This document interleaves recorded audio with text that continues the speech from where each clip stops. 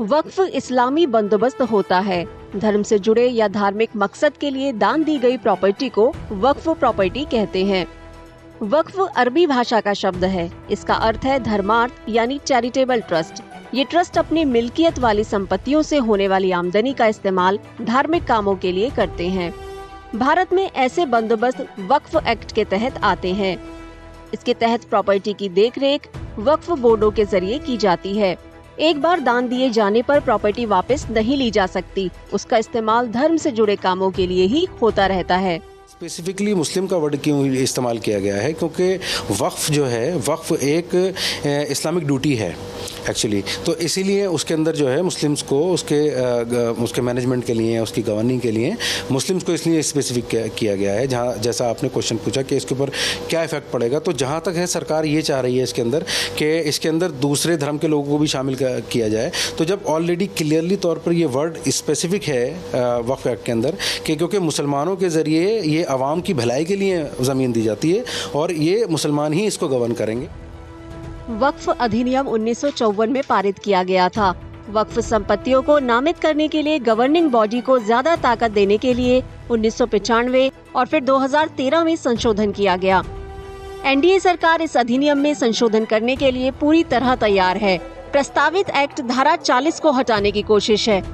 इसमें बोर्ड को वक्फ प्रॉपर्टी घोषित करने की ताकत मिलती है।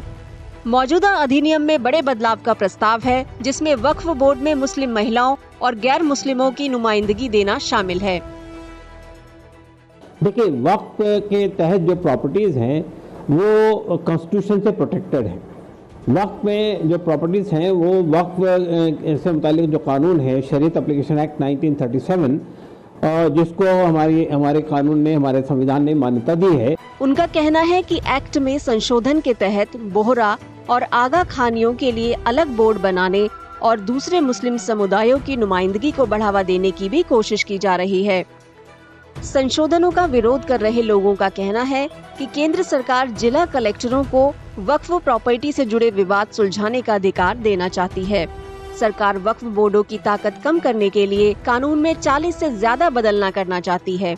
इसका असर देश भर में 8,72,000 से ज्यादा अचल और 16,000 से ज्यादा चल वक्फ संपत्तियों की देखरेख करने वाले 32 बोर्डों पर पड़ेगा। देखिए, जो 1995 का वक्फ एक्ट था उसमें कुल 44 अमेंडमेंट किया जा रहा है, 44 बदलाव किए जा रहे हैं। वोहरा और आगा खानी मुस्लिम्स को भी अब मान्यता दे दी गई है। वक्फ को अनिवार्य रूप से घोषित करना अनिवार्य कर दिया गया है, यानी अगर आप प्रॉपर्टी वक्फ डिक्लेयर कर रहे हैं तो बाकायदा उसको लिखित में स्टैम्प पेपर पर डिक्लेयर करना होगा, गवाहों के सामने होगा।